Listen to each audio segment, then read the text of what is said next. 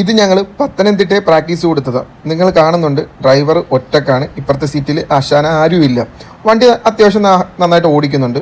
അപ്പോൾ നിങ്ങൾ ഈ വീഡിയോ കാണുമ്പം ഇത് ഞങ്ങളുടെ കഴിവാന്ന് വിചാരിക്കരുത്. ശരിക്കും ശംഭു പുറകോട്ടിരിപ്പുണ്ട്. അപ്പോൾ നേരത്തെ പറഞ്ഞത് ഒന്നും കൂടെ പറയാം, ഞങ്ങളുടെ കഴിവല്ല. ഈ മാം തന്നെ നേരത്തെ വണ്ടി ഓടിക്കുമായിരുന്നു. അപ്പോൾ പിന്നെ എന്തിനാണ് നിങ്ങൾ പ്രാക്ടീസിന് പോയെന്ന് പറയും. അപ്പോൾ ഞങ്ങളുടെ വീഡിയോ കാണുമ്പം പാർക്കിംഗ് ഒരുപാട് സിമ്പിളായിട്ട് നിങ്ങൾക്ക് തോന്നും. അങ്ങനെയല്ല, നിങ്ങൾ വാഹനം ഒറ്റക്ക് ഓടിക്കുന്നുണ്ടെങ്കിൽ തീർച്ചയായിട്ടും പാർക്കിങ്ങിനായിട്ട് നേരത്തെയും പറഞ്ഞിട്ടുണ്ട് ഞങ്ങളെ വിളിക്കരുതെന്ന്.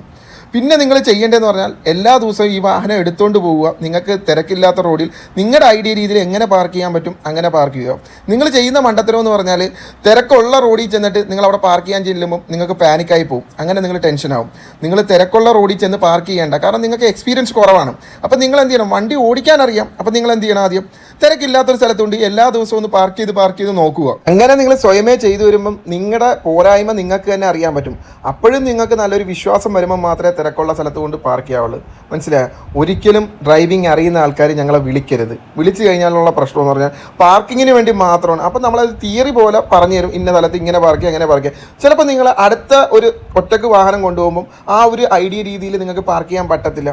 ഓരോ സാഹചര്യം അനുസരിച്ചാണ് വണ്ടി നമ്മൾ ഓരോ സ്ഥലത്ത് കയറ്റിയിടുന്നത്. അപ്പോൾ പാർക്കിങ്ങിനായിട്ട് മാത്രമായിട്ട് വിളിക്കരുത് പ്ലീസ്. ഇതൊരു അപേക്ഷയായിട്ട് കാണുക.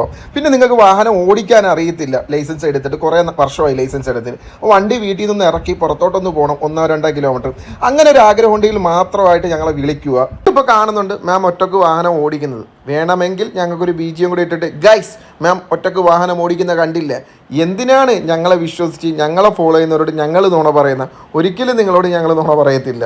ഞങ്ങൾ ഈ മാം നേരത്തെ നല്ല രീതിയിൽ വാഹനം ഓടിക്കുക. മാമിന് വീട്ടിൽ നിന്ന് ഒരു കയറ്റമാണ്, അവിടെ നിന്ന് ഇറങ്ങാനും പിന്നെ അതേപോലെ തിരിച്ച് കയറാനും ബുദ്ധിമുട്ടാണ്. തിരക്കുള്ള സ്ഥലത്ത് പാർക്ക് ചെയ്യാനും ബുദ്ധിമുട്ടാണ്. അത് മാത്രമേ കറക്റ്റ് ചെയ്തിട്ടുള്ളൂ.